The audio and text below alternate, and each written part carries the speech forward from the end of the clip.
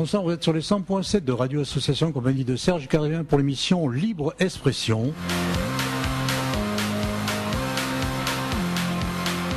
Émission dans laquelle je reçois les associations, les partis politiques, les syndicats et toutes les personnes qui veulent bien s'exprimer sur les 100.7 de Radio Asso. Radio Asso, la radio qu'il vous faut.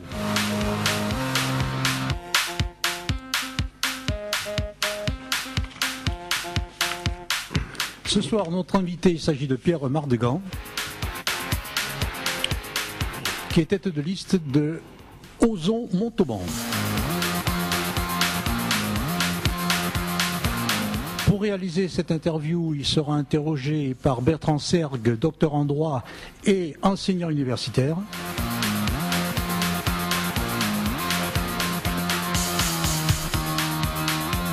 Aujourd'hui, l'émission elle sera raccourcie parce que M. Mardegan doit partir aux alentours de 18h45.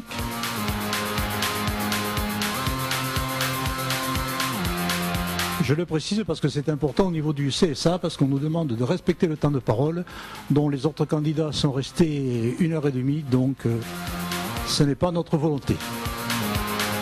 Monsieur Mardegan, bienvenue dans les studios de Radio Asso. Bonjour. Bertrand, je te laisse la parole. Je vous remercie. Donc alors Monsieur Pierre Mardegan, bonsoir. Vous n'êtes pas un inconnu pour les Montalbanaises et les Montalbanais, et ce de par votre candidature aux dernières élections législatives de juin 2017 en Tarn-et-Garonne. C'est à l'occasion de ce scrutin que nous avons pu découvrir votre personnalité ainsi que vos convictions de nature politique. En cette année électorale 2020, vous vous présentez face aux habitants de la ville de Montauban dans l'optique de devenir leur futur maire. Pour rappel, vous exercez la profession de médecin au sein des centres hospitaliers de Moissac et de Montauban. Vous êtes par ailleurs responsable du service d'aide médicale urgente, le SAMU, en Tarn-et-Garonne. Élu sur le canton 3 de Montauban en qualité de conseiller départemental, vous êtes actuellement le deuxième vice-président du conseil départemental, ex-conseil général. Nous vous interviewons aujourd'hui, M. Mardegan, dans le cadre des élections municipales des 15 et 22 mars prochains, en votre qualité, et c'était rappelé, de candidat chef de file de la liste Ozon Montauban. L'intégralité de votre projet politique a été récemment dévoilée. Nous allons en conséquence analyser les diverses caractéristiques de ce dernier. Vous aurez à ce titre l'opportunité d'apporter des précisions sur les thématiques qui seront développées. Commençons, si vous le voulez bien, par le thème de l'environnement. Dans la lutte contre le réchauffement climatique, un élément semble recueillir tout particulièrement votre approbation. Il s'agit de la végétalisation de la ville de Montauban. Vous prenez notamment un recours plus grand au végétal dans les projets d'urbanisme et souhaitez réaliser un nouvel espace vert d'envergure dans la cité d'Ingres. Pouvez-vous nous préciser tous ces éléments, je vous prie, et plus généralement, quels seront vos principaux objectifs sur le plan environnemental pour la commune de Montauban ? Je vous remercie de votre invitation. Oui, effectivement, Montauban Ville Verte est une des trois ambitions de notre projet et notre programme politique. Montauban Ville Verte, Montauban Ville Attentive et Montauban Ville Dynamique. On y reviendra peut-être un petit peu plus loin tout à l'heure. On a le sentiment aujourd'hui que le béton a coulé aux quatre coins de la ville de Montauban et sans qu'on se préoccupe vraiment de la végétalisation ou du retour de la nature dans la ville de Montauban. Aujourd'hui, on sait que reverdir une ville, c'est redonner une certaine qualité de vie. On essaie, au travers de ce programme, d'associer plein d'éléments qui nous permettront d'essayer d'obtenir le label de la ville OMS, Organisation mondiale de la santé. Et dans ces premières exigences, pour obtenir ce label, quelques villes en France l'ont déjà obtenu, mais pas Montauban pour le moment, il y est fait mention d'un retour à la végétalisation, de la nature dans la ville, pour améliorer justement l'espérance de vie, ce que je viens de dire à l'instant. Pour nous, si le projet de la délocalisation de l'hôpital se réalise, ça permettra de libérer un espace, un emplacement assez important dans la ville de Montauban, au cœur de ville quasiment, pas quelques dizaines de minutes à pied du cœur de ville, pour pouvoir y proposer cet espace-là, l'espace vert. Ça sera du coup au niveau de l'hôpital actuel de Montauban. De l'emplacement de l'hôpital aujourd'hui, ça sera ce qu'on appelle le poumon vert, avec un grand parc pour se promener, avec des espaces de jeux pour les enfants, avec un plan d'eau aussi. Associé à ça, on en reviendra peut-être un peu plus tard, parce que ce sera le poumon vert, après il y a le poumon d'affaires et le poumon solidaire, le poumon social. On va parler de tous ces éléments justement. Également aussi, on a aussi déjà pas mal travaillé sur le projet pour la ville de Montauban sur la végétalisation du centre-ville. Aujourd'hui, quand on voit ce que donnent les Ramblas, même si on ne va pas contester la réalisation qui a été faite, on se dit que cet été, pendant les chaleurs haussiennes, se promener sur les Ramblas, donc sur ces nouvelles allées qui ont été restaurées. Au niveau du plateau, oui. Oui, il risque d'y faire très très très chaud. Donc il faudra qu'on s'en préoccupe dès notre arrivée aux affaires. D'accord. Également, je crois que vous avez comme projet le développement de projets photovoltaïques aussi au niveau de Montauban sur la commune. Oui, sur des bâtiments communaux, développer voilà, ainsi que sur le plan d'eau aussi pouvoir mettre des panneaux photovoltaïques. D'accord. Également, les déplacements quotidiens des habitants de la ville de Montauban sont au cœur des débats de cette élection municipale. Concernant la mobilité, les transports, vous aspirez à une multiplication du nombre de pistes cyclables et piétonnes. Vous désirez également mettre en place des lignes spécifiques proposant une offre de services ciblés, tel ce que vous nommez le Noctambus, c'est-à-dire une navette nocturne qui dessert les principaux lieux de sortie lors des soirées durant le week-end. Pourriez-vous nous apporter des explications en l'espèce? Quelles seront vos priorités concernant la thématique de la mobilité? Mobilité, notre approche est multimodale. Vous l'avez dit, il y a bien sûr l'accès des véhicules dans le centre-ville. Il y a ensuite le développement des pistes cyclables sécurisées, ce qui n'est pas le cas aujourd'hui. Il y a des points rouges qui sont soulignés d'ailleurs et relevés par les adeptes du vélo dans la ville de Montauban. On pourra en citer si vous le souhaitez tout à l'heure. Et ensuite, connaissez ces pistes cyclables sécurisées sur un diamètre sur un rayon de moins de 5 km à partir du centre-ville, pour qu'on puisse avoir cette piste-là sans risque d'accrochage avec les véhicules. Par ailleurs, il faut qu'on soit aussi en capacité d'articuler ces pistes cyclables avec des arrêts de bus, avec des garages de vélo, avec des parcs à vélo, sécurisés aussi pour qu'on puisse donner un vrai sens logique à cette approche de la mobilité un petit peu moderne. Sans oublier aussi qu'il y a la voiture, le vélo, les bus, vous en avez parlé, on va y revenir, et aussi piétons, c'est-à-dire qu'on puisse marcher à partir du moment où on est descendu d'un arrêt de bus. La mobilité aussi, ça s'associe à une fréquence des bus. Aujourd'hui, on a le sentiment, notamment lorsqu'on discute avec les habitants des hameaux périphériques de Montauban, mais qui font partie de la ville de Montauban, ils regrettent cette fréquence insuffisante des bus pour se rendre dans le centre-ville. Tout ça pour respecter ce grand fil rouge qui est pour nous la transition écologique. Il faut qu'on soit en capacité de pouvoir proposer aux Montalbanais cette approche multimodale dont je viens de vous parler, entre le transport en commun, entre le vélo, entre la voiture avec le stationnement. On va voir aussi la politique du stationnement, mais je vous vois opiner du chef, donc on va y revenir, je m'en doute. Et bien sûr, les utilisateurs de vélo qui aujourd'hui, quand on les rencontre, nous montrent sur la carte de Montauban les points dangereux. Puis moi, avec mon expérience de médecin du SAMU, je partage complètement leur avis sur ces endroits qui ne sont pas du tout sécurisés pour les déplacements à vélo. Justement, vous m'avez tendu la perche, dont je la saisis volontairement. Les questions ayant trait aux difficultés de stationnement en centre-ville sont des éléments chers aux Montalbanaises et aux Montalbanais. L'instauration de la gratuité des parkings le samedi ou encore les 2 premières heures de la semaine sont des propositions que vous formulez à l'endroit des habitants du chef-lieu du Tarn-et-Garonne. La création d'un parking aérien végétalisé gratuit aussi au niveau du Jardin des Plantes constitue une promesse de campagne. Est-ce que ces mesures peuvent, selon vous, renforcer l'attractivité du centre-ville de Montauban et quel sera le coût de l'ensemble de ces propositions pour la collectivité? Alors, l'attractivité, oui, c'est évident. Lorsqu'on discute avec les commerçants aujourd'hui, ils parlent d'asphyxie de leur commerce pour toutes les raisons que vous connaissez, mais notamment les travaux successifs qui se sont enchaînés et dernièrement les travaux du parking. À la cathédrale. Voilà, la cathédrale, qui est pour eux le chantier de trop, qui n'est pas encore terminé. On nous annonce à peu près un délai de 1 an à 2 ans pour la fin de ces travaux. Un budget de 13 millions d'euros. On ne sait pas si ça va être dépassé parce qu'il est évident qu'il y aura certainement des problèmes techniques à un moment donné. Je ne suis pas sûr même, je suis convaincu de l'inverse, que c'était un bon choix pour les Montalbanais. Je crois qu'il est prévu entre 450 et 460 emplacements de parking. Sur 5 niveaux, je crois. Voilà, quand on connaît les accès de la place de la cathédrale pour des véhicules, on va avoir du mal à y rentrer, du mal à en sortir. Problème de rhéologie, de fluidité. Je ne vois pas comment ça ne va pas à un moment donné boucher. D'ailleurs, on ne pourra pas rentrer à la ville, on ne pourra pas rentrer sur cette place, on aura du mal à en sortir. Oui, c'est le parking aérien végétalisé, effectivement, c'est un projet de campagne Il y a un emplacement, c'est un emplacement sur le parking du Jardin des Plantes. On pense qu'un parking en hauteur, végétalisé, c'était fait dans d'autres villes déjà, accès gratuit, ce qui permettra effectivement de pouvoir se garer, d'avoir un meilleur parc de stationnement, sans pour autant nuire à l'esthétique de la ville. Alors le budgétiser, ce sont des choses importantes parce que, bien qu'on posait la question, se pose en même temps la question de l'endettement de la ville. Aujourd'hui, la vision que nous en avons, nous, avant d'arriver aux affaires, d'ailleurs la première mesure que nous déciderons, c'est de faire un audit indépendant pour avoir une vision réaliste des choses qui nous pourront, nous, financer par la suite.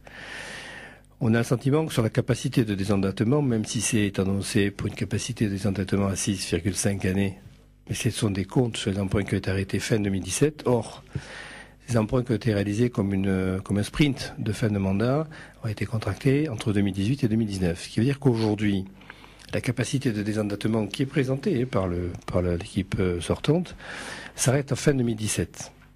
On est curieux et impatient de savoir ce que ça va donner mi-2020. Lorsque ça sera présenté, on a la quasi-certitude qu'on sera sur une capacité de désendettement qui va passer de 6,5 années à 12,5 années. Donc ce n'est plus la même approche. Après, sur la gratuité des parkings en centre-ville, à des heures et des jours donnés, c'est une demande forte des commerçants lorsqu'on discute avec eux. D'ailleurs, en les rencontrant plusieurs fois, on a convenu de nommer un chargé de mission, issu de leur profession, entre eux, pour qu'ils puissent assurer le vrai lien entre nous, c'est-à-dire avec l'équipe municipale, et les commerçants. Aujourd'hui, ils sont en demande, ils sont en manque, ils ont l'impression d'avoir été les laissés pour compte tout au long de l'évolution. Ils n'ont pas été consultés ou suffisamment consultés, quoi qu'en dise la municipalité sortante, sur tous les projets d'envergure qui ont été réalisés dans la ville. D'accord, un chargé de mission, parce que c'est un petit peu un scoop que vous nous livrez, parce que c'est pas dans votre programme politique, alors à moins que je ne l'ai pas lu suffisamment. Non, vous l'avez lu attentivement, c'est un scoop, c'est pour Radio Assaut. Ah ben d'accord, ouais. Du coup on le prend ce scoop. Très bien, et également autre sujet, mais bon c'est directement lié aux problématiques que vous venez d'aborder, les commerces en centre-ville, etc. C'est de l'entrepreneuriat en général. L'accompagnement administratif et financier des entreprises et des start-up à l'installation sur le territoire de la commune de Montauban semble recueillir votre assentiment. Il est vrai que le maire dispose d'un certain nombre de leviers économiques afin de favoriser l'implantation de nombreux commerces, centre-ville ou autres, etc. Quelles seront vos priorités sur le plan entrepreneurial, M. Mardegan, afin de mener une politique d'attractivité à l'égard des commerçants montalbanais ? Alors, il y a deux choses. Il y a soit la politique attractive pour les commerçants montalbanais. Je vais vous répondre d'abord à cette question. Nous avons le sentiment, nous, que s'il y a une aide à l'installation, par exemple, si la municipalité est en capacité de prendre une partie du loyer des locaux commerciaux, ça pourrait être une incitation à l'installation. Aujourd'hui, dans le centre-ville de Montauban, les tarifs sont très très élevés pour louer un local. Je le vois, les locaux de campagne que nous louons, nous, rue Fraîche, ce sont des locaux qui sont pas bon marché, mais qui est certainement en lien avec la valeur du marché. En tous les cas, je pense qu'on peut, nous, avoir un geste d'accompagnement au niveau de la municipalité avec une contribution financière sur le loyer de ces commerçants qui souhaiteraient s'installer chez nous. Deuxièmement, il faut qu'on redevienne attractif, c'est-à-dire qu'on soit capable d'attirer des locomotives, des marques un peu locomotives qui, pour l'instant, aujourd'hui, se localisent en périphérie. Il y a eu un étalement urbain qui s'est mis en place au cours de ces 10 dernières années et le centre-ville, le cœur de ville a été un petit peu négligé. Les commerçants sont prêts à travailler avec nous là-dessus, c'est-à-dire pour qu'on joue la carte d'attractivité des locomotives. Deux, vous avez parlé aussi des entreprises. À l'instant, quand on les rencontre, les entrepreneurs montalbanais, et Dieu sait s'il y a des entreprises de grande notoriété, notamment dans le domaine de la sous-traitance aéronautique, ils disent, nous, des idées, on en a, mais il faut qu'on nous accompagne. Ils ne demandent pas forcément des soutiens financiers, bien au contraire. Ils nous disent, nous, on a une activité qui aujourd'hui redémarre, s'accélère, se développe, mais on a un vrai problème de recrutement de main-d'œuvre qualifiée. Or, on sait qu'il y a des jeunes aujourd'hui qui ont été un peu laissés pour compte. On parlera de l'école à deuxième chance tout à l'heure, ce que nous proposons aussi dans le programme, qui ne demanderaient que ça, c'est-à-dire être formés. Les entreprises sont prêtes à proposer ce terrain de formation, mais il faut que nous, municipalités, on soit en capacité de faciliter toutes ces démarches administratives, et elles sont complexes, et elles sont longues, et qu'on soit aussi en capacité de dire, ben voilà, ces jeunes que vous allez former, on sera nous aussi capables de les héberger pour qu'ils puissent suivre cette formation et donc participer à l'économie. Deuxièmement, pour être attractif, lorsque vous discutez avec un chef d'entreprise, il y a trois choses qui le préoccupent. La première, c'est la fiscalité. Quelle est la fiscalité que vous nous proposez par rapport à la ville voisine pour que je vienne m'installer avec mon entreprise. Deuxièmement, c'est mes employés. Mes employés me posent deux questions. Scolarité, santé. Mes enfants, je les mets à l'école où? et jusqu'où? C'est-à-dire, après le lycée, qu'est-ce que vous êtes en capacité de proposer? Ça revient à ce que je vous disais tout à l'heure, c'est relancer cette dynamique économique et universitaire. Aujourd'hui, on a le sentiment que pour les familles les plus défavorisées, laisser partir les enfants dès le baccalauréat pour suivre des cours à la faculté de Toulouse, ou les facultés de Toulouse, on doit être en capacité de redevenir attractif.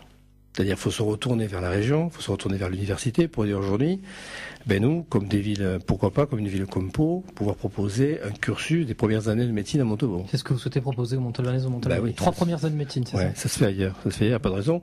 Moi, je suis chargé de cours à la faculté de médecine. Je peux vous dire qu'aujourd'hui, s'il y a une entente, si la tension diminue entre le département, entre la ville de Montauban et avec la région, on doit pouvoir redevenir attractif. Pour que l'université, parce que je vous le rappelle, mais vous le savez très bien, l'université est une compétence de l'État.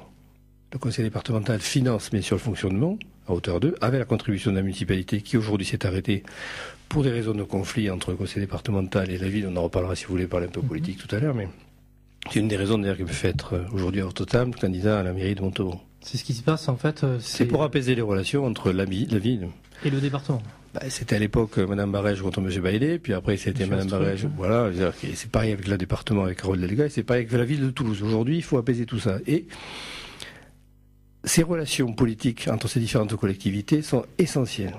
Essentielles pour 2 raisons. La première, c'est, vous parlez du projet de l'université, il faut qu'on soit en face pour pouvoir proposer des choses et rendre le territoire plus attractif. C'est la même chose pour les entreprises.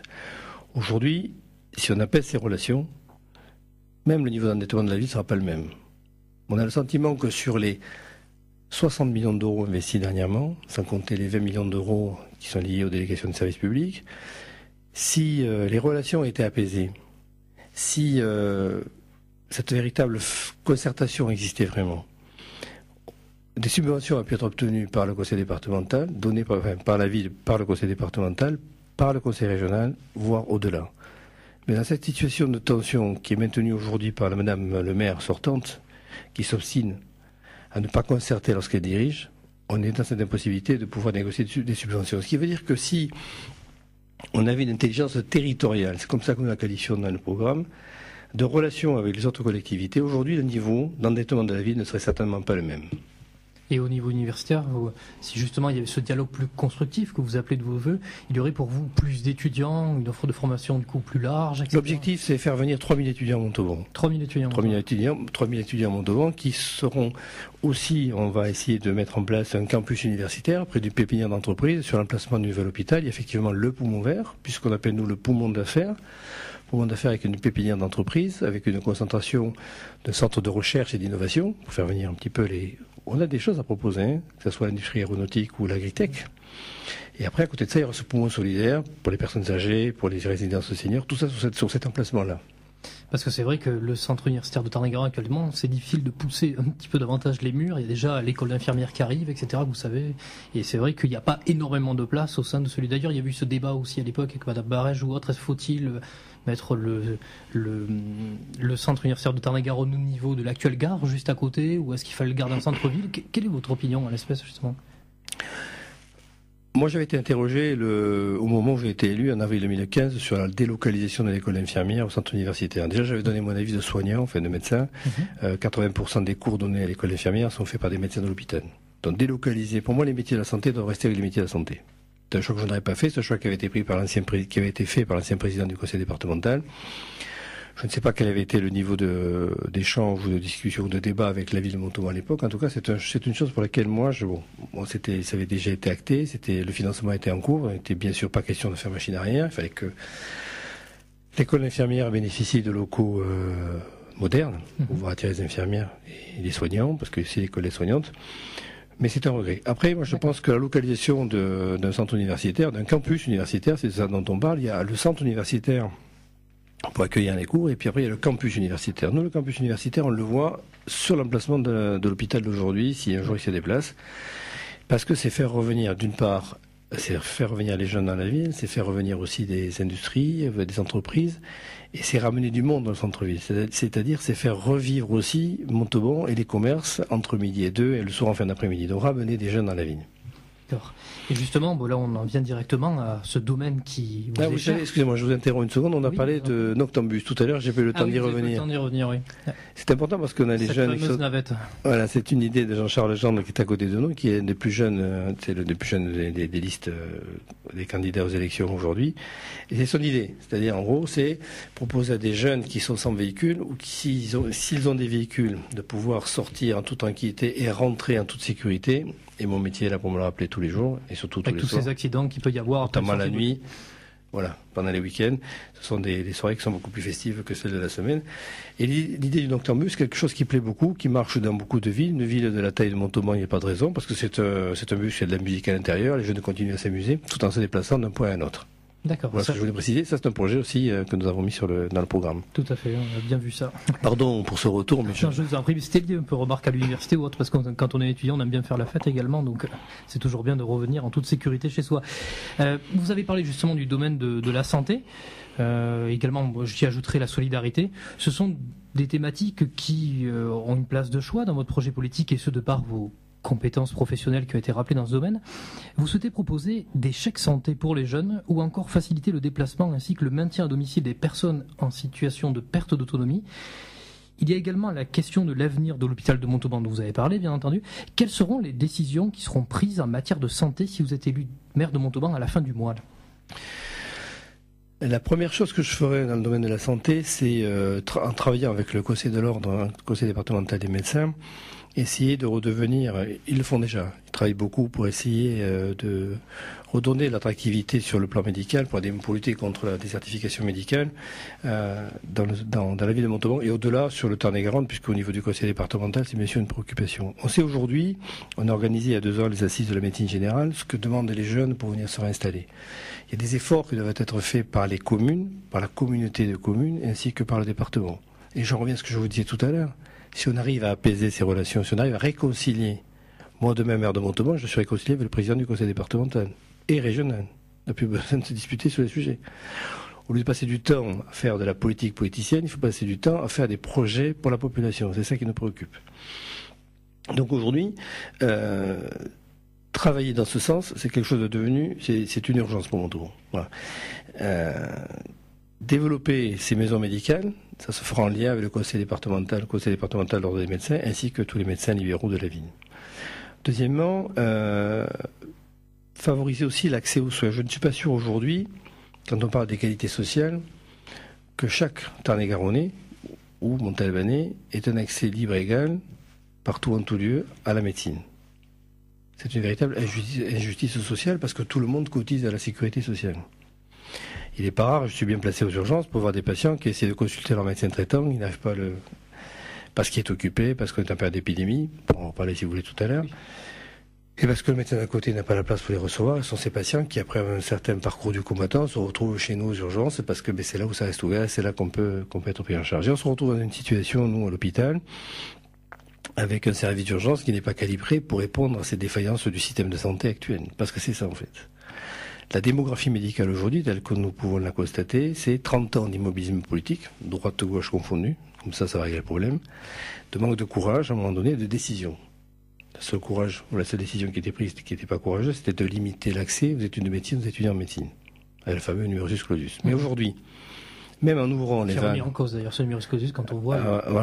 même en réouvrant les vannes, comme l'a fait Mme Buzyn, ministre précédent de la Santé, on sait qu'il nous faut entre 10 et 15 ans pour former un médecin. C'est-à-dire qu'aujourd'hui, on n'est pas encore au creux de la vague. Hein. C'est-à-dire qu'on aura une situation d'accès aux soins équitable pour tous, pas avant 2035. D'ici là, il faut imaginer des systèmes, des modèles qui permettent de répondre justement à la demande de santé de la population et de la ville et du territoire. Parce qu'aujourd'hui, il faut raisonner un accès du territoire. Également, je rebondis par rapport à ce que vous avez dit. Je crois que vous voulez lancer un plan visant à former les Montalbanais aux gestes de premier secours aussi. Oui, parce que nous, au niveau de la plateforme de régulation que nous avons mis en place il y a quelques mois, qui a été inaugurée, comme vous le savez, par M. Castaner, la plateforme dit 3S, c'est-à-dire santé, social, secours et sapeurs-pompiers, dans le 18, le 15 et le 115. On se rend compte, si vous voulez, lorsqu'il y a un appel d'urgence qui est fait, on nous dit souvent, dépêchez-vous de discuter.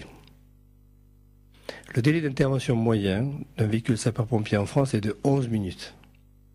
Pareil pour le SAMU, un petit peu plus, entre 13 et 15 minutes. D'accord. Toute détresse vitale ne peut pas se produire devant l'hôpital ou devant la caserne des pompiers, ça peut être de Montauban. Donc, plutôt que de dire ça n'arrive jamais ces secours quand on les appelle, c'est si on est formé au geste de premier secours, si on est formé à bien donner l'alerte, raconter ce qui se passe, dire où on se trouve, c'est important ça, pour pas que les équipes de secours cherchent. Et 3, commencer les manœuvres de réanimation élémentaire, ça permet de donner toutes les chances aux patients en attendant que les véhicules de secours arrivent. Donc pour nous, c'est déjà que l'ensemble des employés municipaux, comme ça va être le cas des employés du conseil départemental, que tous les citoyens soient formés au geste de secours élémentaire. Et je terminerai là-dessus sur ce qui s'est passé pour les attentats de 2015 à Paris. Rappelez-vous, moi j'ai discuté avec mes amis médecins du SAMU de Paris. On sait qu'aujourd'hui, si les citoyens qui étaient là ce jour-là, ceux qui n'étaient pas blessés, avaient pu réaliser des gestes de compression sur des plaies qui saignaient élémentaires, on n'aurait certainement pas eu le même bilan à la sortie. Donc je crois qu'aujourd'hui c'est un plan d'urgence et moi je m'en chargerai de mettre ça en place rapidement pour proposer, bien sûr de façon gratuite, la formation à tous qui le souhaitent au geste de premier secours. On a fait l'expérience au niveau de SAMU de Montauban il y a une dizaine d'années de former des enfants de 5 à 10 ans. La courbe d'apprentissage pour le massage cardiaque, c'était de 5 réalisations. Et quand les enfants sont formés, ils rentrent à la maison le soir et disent à leurs parents « Papa, j'ai fait ça, maman, j'ai fait ça ». Et les parents s'y mettent. C'est une véritable culture. Au lieu de râler parce que les secours mettent du temps pour arriver, il faut se demander qu'est-ce qu'on peut faire pour raccourcir ce temps-là et comment l'utiliser au maximum pour préserver les meilleures chances de survie. C'est ce plan-là dont on parle dans notre programme. D'accord. Également, il y a un élément d'actualité directement lié aux problématiques de santé, vous en avez rapidement parlé, qui focalise actuellement l'attention des dirigeants politiques. Il s'agit de la propagation rapide de cet élément infectieux nommé le Covid-19 par l'Organisation mondiale de la santé, l'OMS. Appartenant à la famille, et ça vous le savez bien entendu, des coronavirus, le Covid-19 préoccupe fortement nos concitoyens et alerte sur les potentiels dangers d'une propagation non maîtrisée de cette infection virale. Je vous interroge sur cet élément d'ordre sanitaire en raison tout d'abord de votre statut de médecin.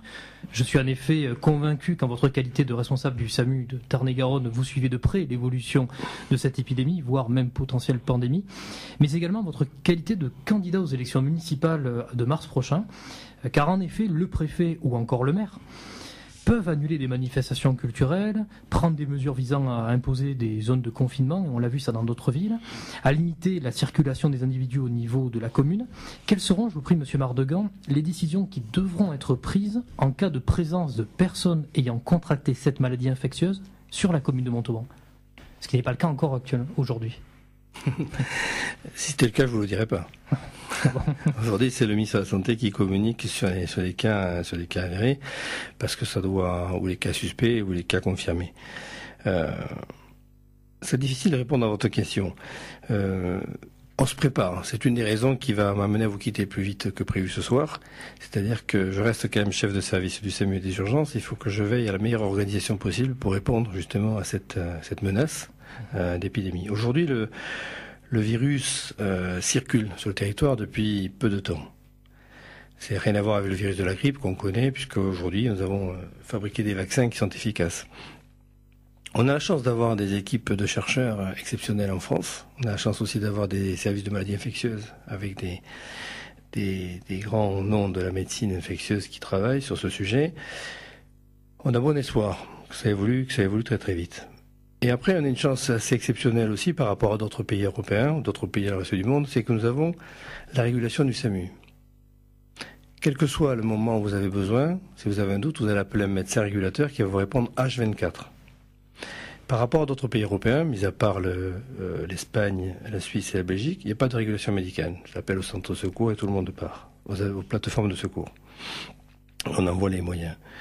Aujourd'hui, le médecin régulateur, en fonction de l'appel qu'il va recevoir, quelle qu'en soit l'origine, il pourra dire à ses patients, soit vous pouvez rester chez vous, sans problème, soit vous allez venir et puis on va faire un test de dépistage pour savoir si vous êtes positif ou pas. Mais si vous allez bien, vous repartirez à la maison et vous resterez confiné chez vous dans l'attente des résultats, puisqu'il faut 3-4 heures à peu près pour avoir les résultats. 3-4 heures pour avoir les résultats. Ouais. Soit, à ce moment-là, soit on vous hospitalisera s'il y a le moindre signe de défaillance, parce qu'il n'y a pas que la toux, il y a la fièvre, puis à côté, il peut y avoir une gêne respiratoire qui fait que. À côté de ça, après, il y a des malades plus graves avec des détresses respiratoires aiguës. Alors, comment on s'organise, nous, aujourd'hui? Il y a 2 niveaux d'organisation. Il y a bien sûr le SAMU, c'est-à-dire que nous avons prévu une montée en charge avec des personnels qualifiés qui pourront répondre au nombre d'appels, enfin, s'il y a une augmentation du nombre d'appels pour y faire face. Et ensuite, c'est au niveau des urgences. Au niveau des urgences aussi, où c'est pareil, une montée en puissance est prévue avec des renforts de personnel soignant et des renforts de personnel médicaux sur des critères objectifs, sur l'augmentation de l'activité liée à l'infection du virus ou l'augmentation des appels du SAMU liés à l'infection par le coronavirus. À côté de ça, on a aussi anticipé en réservant des lits. Des lits à l'hôpital, des lits pour les enfants, des lits pour les adultes. C'est 2 lits par service. Et si l'épidémie, effectivement, s'installe sur notre territoire, à ce moment-là, on sera en capacité d'augmenter l'accueil des patients infectés jusqu'à isoler une vingtaine de lits à l'établissement. Et là, on passe dans ce qu'on appelle une configuration dite plan blanc, où les activités programmées sont déprogrammées pour donner l'activité maximum et la plus grande disponibilité des soignants et des médecins pour s'occuper des patients qui seraient atteints par ce virus. D'accord. En tout cas, c'est intéressant d'avoir votre avis en l'espèce, parce que vous connaissez forcément bien ces questions. En ce qui concerne tout autre sujet, l'accueil de la petite enfance, l'élargissement des horaires des crèches, l'accès des enfants atteints de troubles du développement dans ces lieux d'accueil sont des éléments qui vous préoccupent. Adapter les créneaux horaires des crèches et les activités périscolaires aux besoins et au rythme des parents sont-elles des notions sur lesquelles vous souhaitez axer votre projet politique ? Oui, on va travailler là-dessus parce que nous pensons que des familles sont en difficulté avec ces enfants qui présentent bien sûr des difficultés d'apprentissage. Et qu'on soit aussi en capacité de soulager les parents c'est pour ça qu'on a mis dans le programme d'ailleurs cette notion de crèche d'urgence. Oui, une crèche d'urgence, vous voulez. Voilà, au cas où, au dernier moment, on a un problème, on peut pas, voilà. Et qu'on soit nous en capacité municipale de répondre à ces difficultés que connaissent les familles. Au dernier moment, j'ai un petit qui a de la fièvre, je sais pas où le laisser, j'ai une urgence, je dois me déplacer sur le plan professionnel, ou j'ai perdu quelqu'un de ma famille, il faut que je me déplace, et qu'on ait la possibilité de accueillir les enfants pendant un certain temps dans la journée pour pouvoir soulager ces familles. D'accord, une crèche d'urgence, mais pas une crèche supplémentaire que vous souhaiteriez créer. Si, elle sera supplémentaire. Ou alors on verra avec d'autres crèches comment on pourra faire quelles sont les amplitudes horaires qu'on pourra proposer, mais en tout cas c'est le principe de pouvoir dépanner les familles dans un contexte de dernière minute. D'accord. Concernant les thématiques de la culture, cette fois-ci du patrimoine ou encore du tourisme, nous pouvons souligner la singularité de certaines des propositions que vous formulez à destination de vos électeurs. J'en veux pour preuve la création notamment d'un musée de la pomme, que vous appelez de vos voeux, ou encore la construction d'un graffiti park à Montauban. Il s'agit de propositions relativement originales qui sont néanmoins accompagnées de promesses plus classiques, telles la modernisation du muséum d'histoire naturelle, ou encore le soutien à la pratique artistique au sein de l'école. La promotion de la connaissance et du savoir, sont-elles des thématiques, Monsieur Mardegan, qui sont prioritaires dans votre esprit ? Oui. Ça fait partie aussi de l'attractivité de la ville. Ça fait partie de l'attractivité, ça fait partie aussi de ce que les jeunes souhaitent pouvoir installer dans la vie dans laquelle ils vivent. Dans notre projet, dans notre programme politique, ça fait partie de ce que nous appelons la fabrique urbaine, comme vous l'avez lu attentivement, avec une attention particulière sur des quartiers qui, pour nous, ont été délaissés depuis toujours. C'est-à-dire Séville Nouvelle, qui est le quartier autour de l'hôpital, que je connais bien, avec des populations pas forcément les plus favorisées. Et quand on se promène au milieu de ce petit vierge, en fait, avec son église, ses petites ruelles, ces immeubles qui ont certains cachets, mais qu'un habitat insalubre, mérite toute notre attention. D'accord, donc priorité justement sur cette zone-là. Oui, cette zone-là, et c'est pour ça que si l'emplacement de l'hôpital se libère, on sera à proximité de ce quartier-là, enfin de cette ville nouvelle. Donc ça donnera une autre dimension, une autre dynamique. Après, Ville-Bourbon. Ville-Bourbon, c'est vrai que quand on se promène dans Ville-Bourbon, on se rend compte qu'il y a toutes les qualités dans ce quartier, rive gauche, parce qu'on a parfois l'impression, avec la municipalité en place depuis toujours, depuis 20 ans ou 29 ans, qu'il n'y a que la rive droite à Montauban. Or, il y a la rive gauche. La rive gauche, c'est Ville-Bourbon. Moi, j'y ai vécu pendant plusieurs années. Et on a l'impression, bien sûr. Oui. Voilà.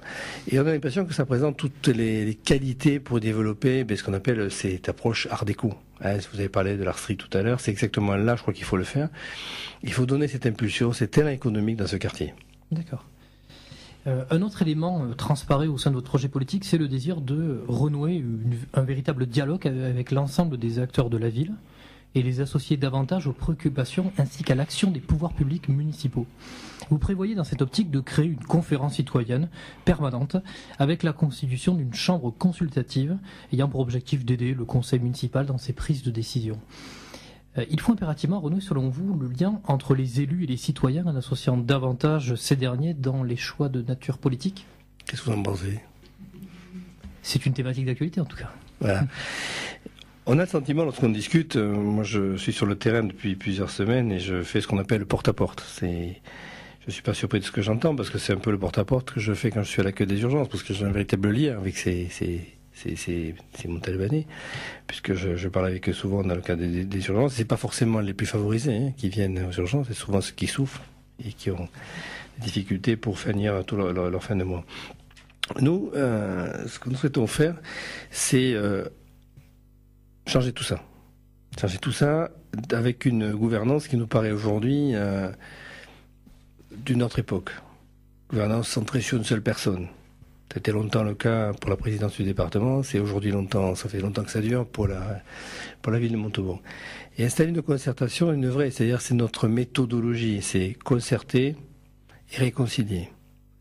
Concerter, c'est concerter déjà ses adjoints avec qui on travaille à la mairie, pas donner l'impression que j'ai été touché par la grâce divine, je suis compétent en tout du jour au lendemain parce que je suis élu maire de la ville. Ça n'existe pas, ça. Moi, ça fait plus de 22 ans que je pilote des équipes et on concerte en permanence, on discute en permanence et on sait d'ailleurs que la meilleure des pratiques, c'est celle-là. Lorsqu'elle est discutée avec ses collègues de travail, on est sûr que même avec les plus jeunes, des fois, on arrive à trouver la solution. Dans la concertation qui ne se fait pas au sein du conseil municipal, c'est pas non plus en dehors.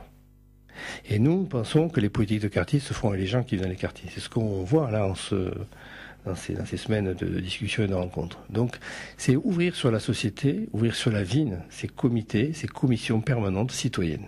C'est ce que nous reprochent les citoyens aujourd'hui. Les politiques sont dans une bulle. Juste une parenthèse, moi on me reproche de vouloir rester médecin à l'hôpital à temps partiel et d'être maire de la ville. Parfaitement compatible, ça. Il s'agit d'être maire, pas politicien, à 100%. Je ne suis pas sûr qu'aujourd'hui, la maire actuelle fasse des fonctions de maire du 100%. De la politique politicienne, oui, ça c'est autre chose. Ça prend du temps, ça. Beaucoup de temps. Moi, ce que je veux dire, c'est qu'aujourd'hui, les citoyens nous reprochent ça, justement, d'avoir coupé ce lien avec la réalité. Reprochent ça aux politiques. Vous ne travaillez plus. Faites que de la politique. Par contre, gardez un pied à la réalité. Moi, étant médecin encore, continuer à soigner même sur un temps partiel, je garde ce lien avec la réalité. Qu'on ne me fasse pas croire qu'un maire s'occupe 100% de son temps, même pour une ville. Parce que Madame Barège qui dit ça, faut pas oublier qu'elle a été députée quand même pendant 10 ans, et conseillère régionale, plus maire de la ville de Montauban. Là, c'était compatible à l'époque. Et dernière thématique à aborder, c'est la sécurité. Quelles seront vos priorités sur le plan sécuritaire, Monsieur Mardegan, si vous êtes élu maire de Montauban à la fin du mois, du coup, parce que c'est en mars, bien entendu. Vous me rappelez la date à chaque fois.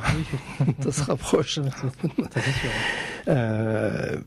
Pour nous, la sécurité, c'est la première des injustices sociales. C'est à ces quartiers-là que ça se passe. C'est pas les quartiers favorisés. Aujourd'hui, beaucoup de choses ont été faites pour la sécurité. D'ailleurs, j'ai l'honnêteté intellectuelle de reconnaître ce qui était bien fait par Madame le maire aujourd'hui, mais tout ne nous satisfait pas. C'est pour ça que je suis là aujourd'hui, sinon je ne serais pas là en train de me présenter aux élections municipales. Donc vous approuvez par exemple l'installation des caméras de surveillance, des vidéoprotection. Il faut aller plus loin, c'est-à-dire que ces caméras de vidéoprotection, il faut les développer dans les quartiers les plus défavorisés, les plus en difficulté. Pas uniquement au centre-ville, vous dites. Voilà. Ça. Aujourd'hui, ça n'existe pas. Il faut pouvoir le développer ailleurs. Même au niveau des hameaux. Quand on sort du centre-ville de Montauban, qu'on discute avec les habitants des hameaux, c'est une des premières choses qu'il faut remonter. S'il y avait des caméras de vidéoprotection dans ce quartier, sur ce parking, un bout de rue, un bout de ruelle, un bout de quartier, on n'aurait pas toutes ces incivilités. C'est pas tellement l'insécurité, en fait, c'est la tranquillité publique. Cette tranquillité publique est liée à ce manque ou cette perte de tranquillité publique est liée à ces incivilités. Vidéoprojection dans ces quartiers, c'est plus la même chose. Augmentation du nombre de policiers municipaux aussi. Oui, aussi, oui, il faut renforcer. Il faut renforcer ce lien avec la population, je crois que c'est important, là, je suis complètement d'accord avec ça. Combien à peu près? Vous avez déjà un ordre d'idée ou pas? Non, parce que j'aimerais arriver et d'abord précéder ces promesses-là dans l'état des lieux financiers. Oui. D'accord. Financier. Il faut qu'on sache vers quoi on part. Aujourd'hui, quand on entend la municipalité en place, bientôt sortante, on a le sentiment que tout va bien, et pour les réserves que j'ai mis en début d'émission tout à l'heure, vous comprenez bien qu'il faut qu'on y voit plus clair. Monsieur Carivin, il n'y a pas d'autre thème que tu abordes? Non, vous souhaitez intervenir, je crois. Si oui, on peut respecter les délais. On a 5 minutes. Alors, moi, j'aimerais savoir votre liste. Comment vous l'avez composée? Très bonne question. Ça me fait plaisir d'en parler, justement. Monsieur Carivin, merci. Au départ, nous avons constitué un socle politique avec les partis compatibles, centristes, centre-droit, centre-gauche, avec des accords sur les positionnements dans les 15 premiers de la liste. Ensuite, nous avons voulu ouvrir 20% des sièges de la municipalité à des candidatures dites spontanées. C'est-à-dire, on a ouvert ça à la société civile. Et ensuite, nous avons voulu ouvrir largement les portes aussi, et pas sur des strapontins, pour des jeunes à société civile qui voudraient s'investir. Parce que souvent, les jeunes, quand on leur dit « rejoignez-nous », ils sont là à titre consultatif, ils n'ont aucune responsabilité. Jean-Charles, qui l'avait aujourd'hui, ainsi que Charlotte, 20 et 28 ans, sont là, vous l'avez vu sur la liste, ils ont des postes importants. Ils sont bien positionnés parce que je crois que, M. Carriven, le projet de la ville ne s'arrête pas demain. C'est à plus 30, plus 50 ans. On a besoin de leur vision, on a besoin de savoir ce qu'ils veulent. Et cet appel à candidature spontanée, ces fameux, ça représente 12 sièges au sein de la liste. On a eu des candidatures surprenantes, pour ne pas dire plus, mais on a eu aussi des candidatures extraordinaires, de véritables talents, des chefs d'entreprise, des commerçants, qui se sont dit, mais pourquoi pas moi. Ils ont lu notre programme, ils sont demandés de nous rencontrer avec Jean-Jacques Boyer, directeur de campagne, qui est à côté de moi, et on les a reçus, tous. On a discuté avec tout le monde, pour savoir un peu quel était leur domaine de compétences professionnelles, parce que ce que nous avons souhaité faire aussi, M. Carriven, c'est une liste de compétences professionnelles complémentaires pour être en capacité de gérer la ville du jour au lendemain, en sachant que la lune de miel durera du dimanche au soir 22-20h jusqu'au lundi matin 23-8h. Donc il faudra que tout le monde soit prêt à bosser. Alors, que s'est-il passé avec l'UDI? Si on en croit les journaux, il y a eu un... Ah, l'UDI, non, vous trompez, l'UDI, non. Très bien, c'est le MoDem, vous voulez dire. MoDem, pardon. MoDem, excusez-moi. Ne me créez pas l'histoire, M. Carriven. Avec le MoDem, écoutez, je pense que si j'en parle alors que son responsable départemental n'est pas là, c'est pas bien. Par honnêteté intellectuelle et politique, on est arrivé à un point de désaccord fort sur des positionnements sur la liste. Et au-delà de ce que je viens de vous citer, il y avait aussi un peu la récompense au mérite, c'est-à-dire ceux qui bossent beaucoup méritaient aussi d'avoir cette reconnaissance dans la liste. Voilà. Mais donc, je n'irai pas plus loin. On n'est pas tombé d'accord. Voilà, un désaccord fort à ce moment-là. Je crois que des fois, quand on s'entend plus, il vaut mieux se séparer. Ça s'appelle des divorces. Et pourquoi il n'y a pas des anciens de la République en marche au sein de votre liste? Ah si, les anciens quand même. Jean-Jacques Boyer qui était... Oui, mais bon, il y en avait d'autres aussi. Il y a aussi Stéphanie Arcadian, qui est la référente départementale un peu historique de la République en marche. Vous voulez dire ceux qui ne sont pas suivis dans le parcours, c'est ça? Oui. Je crois qu'il faut leur poser la question. À un moment donné, c'est ce qu'on disait à l'instant avec le MoDem, c'est-à-dire il y a des points de désaccord, de façon de voir, d'approcher la campagne électorale qui ne convenaient pas aux uns aux autres. Ce qui est important aujourd'hui, M. Carriven, c'est qu'il reste 49 colistiers et qu'il y a encore ce socle d'accord politique entre l'UDI, la République en marche et mobilisé pour autant des Garonne. Alors, une autre question qui est un peu plus polémique. D'où vient cette animosité envers vous et Mme Barège? Parce qu'ici, donc, elle a dit qu'elle... Je vais entendre ça toute ma vie. Oui, mais c'est déjà quand même intéressant pour les auditeurs de Radio Asso, quand même, ceux qui n'ont pas entendu certains débats. Ça vient d'où, ça? Ça vient que nous sommes présentés ensemble aux élections départementales en 2015. Nous avons été élus ensemble en binôme sur le canton numéro 3. Ouais. Et pendant l'été, Madame Barège, au moment où Christian Astruc, ce n'est plus du secret médical, puisqu'il dit lui-même, sinon je n'en parlerai pas, a fait malheureusement présenté un problème cardiaque grave. Et donc je m'en suis occupé de par mon métier. Et on ne se connaissait pas, nous. Moi, c'est Mme Barège qui m'a présenté Christian Astruc comme l'homme providentiel pour battre Jean-Michel Bailly, puisque c'était sa stratégie de conquête. Ça, vous l'avez pas oublié, M. Carriven. Voilà. Et entre-temps, cet homme qu'elle nous avait présenté comme l'homme providentiel n'était plus celui qu'elle souhaitait, c'est-à-dire il n'était plus devenu Barège compatible, si on se comprend. Voilà. Et donc, pendant l'été, elle a préparé une sorte de push, de poupouche, comme ça que je l'appelle, pour le mettre en minorité fin novembre 2015, pour le contraindre à démissionner, et nommer, ou faire élire plutôt, pardon, un président ou une présidente qui a été plus Barège compatible. Je ne l'ai pas suivi dans cette décision-là. Et je n'ai pas été le seul d'ailleurs. Parce que je vous rappelle qu'elle était à la tête d'un groupe majoritaire de 19. Et lorsqu'elle a trahi, parce que c'est elle qui a trahi la majorité présidentielle, elle est partie à la tête d'un groupe de 2. Nous restons aujourd'hui avec des anciens amis de sa famille politique à la tête. Moi, je reste à la tête d'un groupe de 16 au niveau du département. Alors comment vous vivez justement, pour parler un peu du département, la rubrique les indiscrétions sur la dépêche? Régulièrement vous faites l'objet, vous et M. Astruc, d'un pilonnage de masse. Comment vous le vivez? Parce que vous n'avez pas de droit de réponse là-dessus. Ah non. Et puis je crois que ça les amuse. Il faut leur laisser. Moi je vais vous dire un truc, c'est le seul stress, moi je le connais de mon métier. je veux prendre des décisions importantes, rapides. Ça peut me stresser. Le reste, ça m'agace, mais ça ne me stresse pas. Donc si ça les amuse, nous pensons, nous, côté majorité départementale, qu'en fait, ce bloc Bailey, Barège, Rabault, que nous existions, on le dérange, ce bloc. Mais on va aller jusqu'au bout. Pour voir si les Tarn-et-Garonnais vont s'en rendre compte, ou si les Montalbanais vont s'en rendre compte. Parce qu'aujourd'hui, Madame Barège et Monsieur Bailey sont disputés pendant plus de 20 ans. Aujourd'hui, ils se rapprochent l'un de l'autre, parce qu'on voit bien la stratégie politique pour garder la mairie, pour récupérer le conseil départemental. Et Valérie Rabault avec une situation nationale qui est aussi... Rappelez-vous, 2015, c'est vous qui me l'avez rappelé, c'est quand même Madame Barège qui a appelé à voter Madame Rabault au deuxième tour des élections législatives contre moi. 2017. Qu'est-ce que j'ai dit 2015. Non, mais... 2017, pardon. 2017, alors que c'était Madame Rabault, Monsieur Bouchard qui avait dénoncé Madame Barège pour l'affaire qui la rattrape aujourd'hui. C'est compliqué, Monsieur Carivel, Tarn-et-Garonne, c'est compliqué. Vous me tendez la perche. C'est quelque chose qui vous a marqué, en tout cas, cet appel à voter en quelque sorte contre vous au second tour. C'est ce qu'on dit, nous, dans ce programme, stop aux alliances contre nature. Les citoyens en ont marre.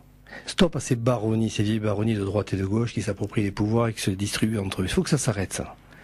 L'objectif pour nous, c'est d'avoir une liste du centre pour dire on arrive à travailler avec les uns, avec les autres, dans l'intérêt général. C'est ça qui est important. Alors justement, vous avez évoqué, j'ai posé à Madame Barège ici la question, parce qu'on s'aperçoit qu'en lisant le journal local, on la voit souvent en photo, Madame Barège, et c'est vrai que... Un peu moins. Hein. Oui, il n'y a plus d'animosité. Alors, oui, ils me perdent sur les photos. J'ai posé la question parce que c'est la rumeur qui est véhiculée un peu sur Montauban. Et vous avez un peu répondu, c'est-à-dire qu'il y aurait une alliance entre Jean-Michel Bailey, Madame Barège, on la laisse tranquille pour le municipal, et par contre, on évince Monsieur Astruc. Et Mardegan. Hein et Mardegan. Voilà. Oui. Donc, est-ce que vous confirmez ou pas ça, cette rumeur? C'est nous qui avons... Non, je sais pas si c'est parce qu'elle n'a pas répondu, franchement. Nous, je ne sais pas si c'est une rumeur, Monsieur Carivet. En tout cas, c'est ce que nous vivons, nous. Vous le vivez, c'est bien que ce soit vous qui soulignez cette absence de neutralité d'une certaine presse locale, des uns par rapport aux autres. Donc nous, aujourd'hui, même en campagne, c'est pas facile. Donc un grand merci de nous inviter aujourd'hui, ça nous permet de nous exprimer sur des sujets importants de politique générale et de politique de la ville, mais on le vit, la campagne n'est pas facile parce qu'on n'a pas ces soutiens-là, la neutralité n'est pas la même pour tous. Ben c'est pas grave parce qu'on rencontre les citoyens au quotidien, on leur dit voilà, notre projet c'est ça, notre façon de constituer la liste c'est ça, nos compétences c'est ça, on veut que ça change, on veut que la gouvernance change, on veut réconcilier le territoire pour donner un élan que mérite Montauban. Aujourd'hui on a le sentiment qu'on est passé, on est un peu en sommeil depuis une vingtaine d'années parce que ces rivalités politiques historiques étaient toujours présentes. C'est peut-être un peu... prétentieux d'essayer de renverser tout ça, mais c'est une de nos motivations. Oui. Alors il y a une question, revenant un peu au programme, puisqu'en tant que Sapiaquin habitant à côté du stade de Sapiac, qu'est-ce que vous faites, vous, si vous êtes élu, par rapport au stade de Sapiac?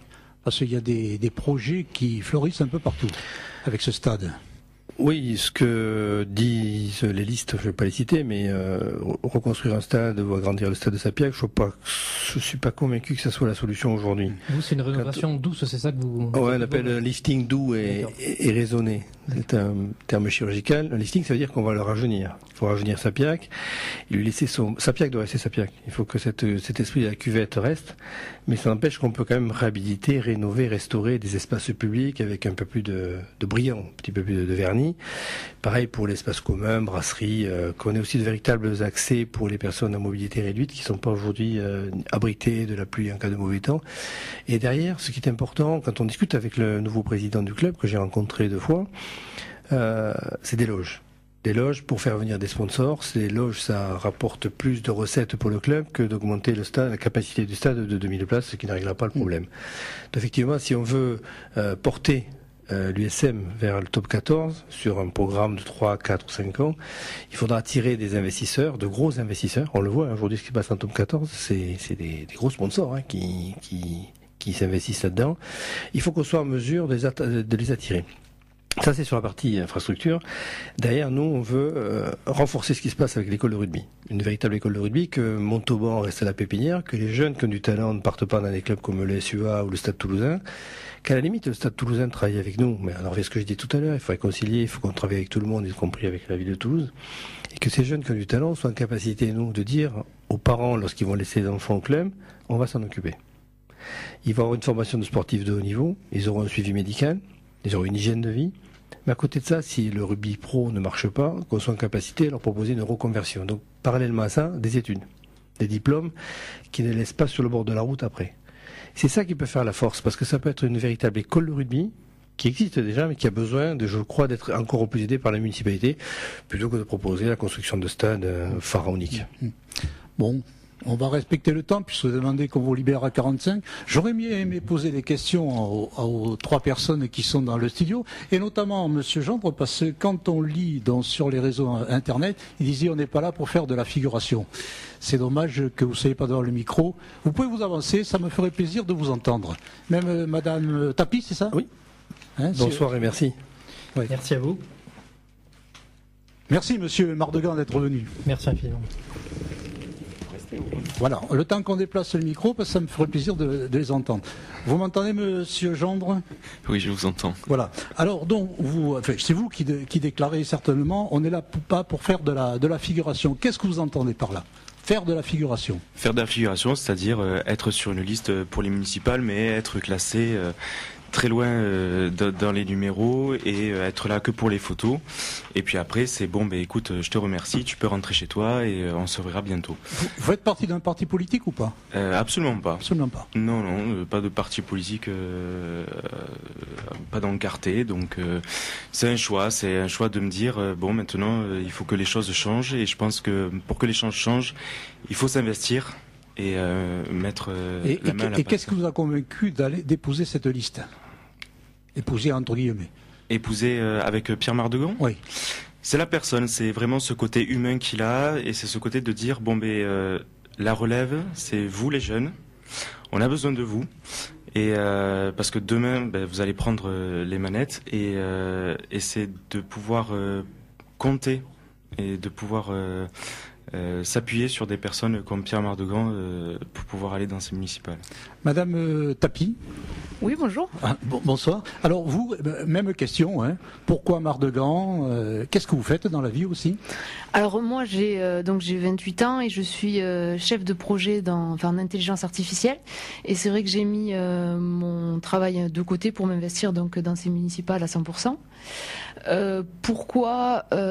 C'était essentiellement, moi je suis originaire de Montauban, donc j'ai passé toute mon enfance, et c'était pour donner donner une nouvelle dynamique, on va dire, à Montauban, puisque maintenant ça fait 19 ans que Madame Barège donc est maire de cette ville. Ça fait donc 4 mandats, et je pense que 4 mandats c'est trop. Un mandat c'est bien, 2 c'est suffisant, 3 ça commence à être trop, et 4 je pense que ça sera c'est presque, j'allais dire pas malhonnête, mais quasiment, parce qu'au bout d'un moment, on finit par prendre des habitudes, par regarder un seul chemin, et justement nous les jeunes avec Jean-Charles, on peut peut-être apporter ce regard neuf, cette nouvelle dynamique à la ville de Montauban, et je pense que c'est ce dont elle a besoin. Vous êtes encarté ou pas?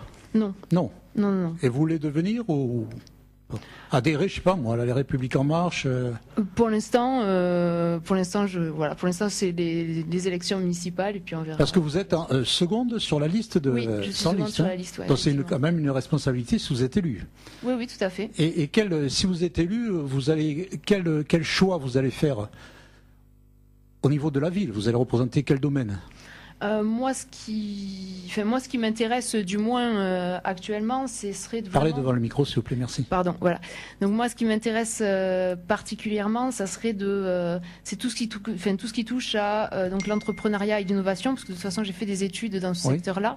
Donc c'est vraiment cette dynamique économique, de mettre en place un laboratoire de recherche, d'innovation, pour que des start-up travaille avec les centres de recherche, les étudiants, etc. Parce que je pense que c'est ce qui permet de donner une vision à long terme à la ville, et éventuellement aussi d'attirer les étudiants, les autres entreprises, etc. Je lis sur les réseaux sociaux, puisqu'on est en direct, Charlotte est adhérente à la REM, c'est exact? Non, moi je fais partie des mobilisés pour le Tarn-et-Garonne. D'accord, donc c'est peut-être pas adhérente à la REM. Non. Voilà, donc c'est ce qu'on m'envoie, je vous pose la question. D'accord, Jean-Jacques Boyer, vous voulez dire quelque chose ou pas? Non, parce que vous avez l'habitude de venir à Radio Assaut, un petit mot. allez, on change le casque. C'était pas prévu, mais bon, ça m'intéresse quand même. Bon. Oui, bonsoir. Alors, vous, Jean-Jacques, bon, vous êtes déjà venu sur les micros à Radio Association. Qu'est-ce que c'est qui vous a fait partir avec Pierre Mardégan? C'est une première chose, ça fait un moment que je voyais arriver ces élections municipales et j'avais vraiment envie de m'engager pour Montauban. Oui. Il se trouve que par ailleurs, il se trouve que je suis à la retraite depuis 4 mois. Oui. Donc voilà, ça se combinait bien et je pouvais donc être totalement disponible pour ma ville. Donc j'avais ce projet de m'investir sur Montauban et puis dans le cadre de la préparation depuis de longs mois, dans le cadre de l'accord politique qu'évoquait Pierre tout à l'heure, voilà, on a travaillé ensemble, on s'est rencontrés et puis on a convenu ensemble que oui, il fallait qu'on parte ensemble pour proposer ce projet à Montauban, c'est ensemble et j'ai effectivement appris à encore mieux connaître Pierre et je pense que ce que j'ai pu dire déjà, il gagne à être mieux connu. Et voilà. Et donc, je pense qu'on fait un duo, un binôme qui est au jour après jour. Et à la fois, on prend du plaisir à travailler ensemble. Je pense qu'on partage l'essentiel des valeurs qui nous animent et voilà. Ok. Bon, et bien de toute façon on aura l'occasion de vous inviter. Je vous inviterai à nouveau pour venir à Radio Asso en dehors de la période électorale puisqu'il faut respecter le temps quand même. Hein. Voilà, vous nous avez accordé pratiquement un quart d'heure de plus, c'est bien. Merci. Je vous remercie en tous les cas d'être venu et restez bien fidèles à Radio Asso. C'est parti en musique.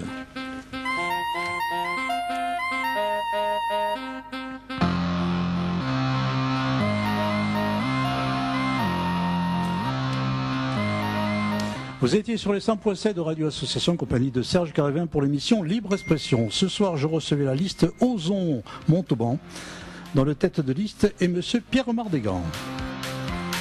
Je vous souhaite à tous une excellente soirée. Au revoir.